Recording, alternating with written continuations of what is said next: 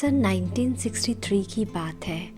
उन दिनों दादी शांतामणि जी लखनऊ सेवा केंद्र पर रहती थी।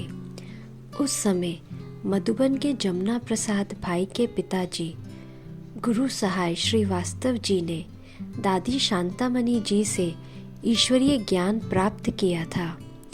उनसे हमारी माता जी ने ज्ञान प्राप्त किया। माता जी पहले हमारे बड़े भाई को ज्ञान में लाई और उसके बाद हम सब बच्चों को। पहले से ही हमारे घर में शाकाहार चलता था, लेकिन हमारे पिताजी बहुत लंबे समय तक इस ज्ञान के और माताजी के खिलाफ रहे। 8-9 साल तक उनका विरोध चलता रहा।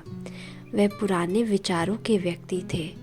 वह सिर्फ माताजी का नहीं, बल्कि जो भी ज्ञान सुनाने वाले सेवा केंद्र पर जाते थे उन सब का विरोध करते थे।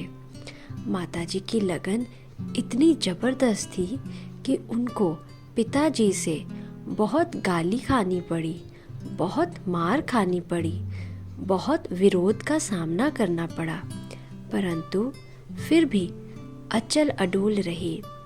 बाबा के प्रति उनका निश्चय अटूट था।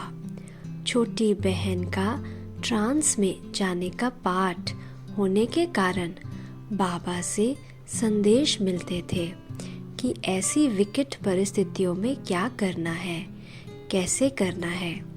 पिताजी ने यहाँ तक माताजी की परीक्षा ली कि घर के पास या किसी सेंटर के पास नौकरी करती होती थी तो उसको दूर के गांव में बदली करवा देते थे। लेकिन माताजी अपनी धारणाओं में बहुत पक्की रही। उन्होंने ज्ञान को कभी नहीं छोड़ा। पिताजी जितने विघ्न डालते रहे, उनकी लगन उतनी ही बढ़ती रही।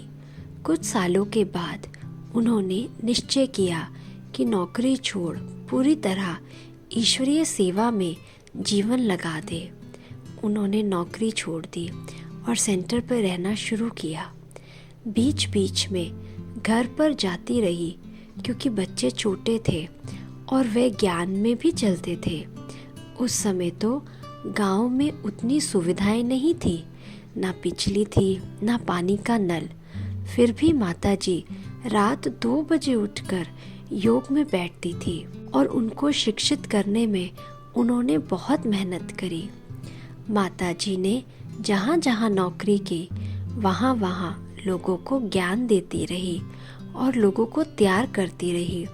जब वहाँ सत्संग शुरू होता था और पिताजी को पता पड़ता था कि वहाँ भी लोग तैयार हो गए हैं, तो वहाँ से उनका ट्रांसफ़र करवा देते थे। इस प्रकार उन्होंने 4-5 गांव में सत्संग का गठन किया और कई आत्माओं को जगाया। उन्होंने उस समय जो बीज डाला था, अभी वहाँ वृक्ष निकले हैं, सेंटर्स खुले हैं। माताजी में विशेषकर ज्ञान योग की बहुत लगन थी। परिस्थितियों का सामना करना, सितम सहन करना, विघ्न आने पर अपने पद से विचलित नहीं होना, ये उनकी विशेषताएं थी।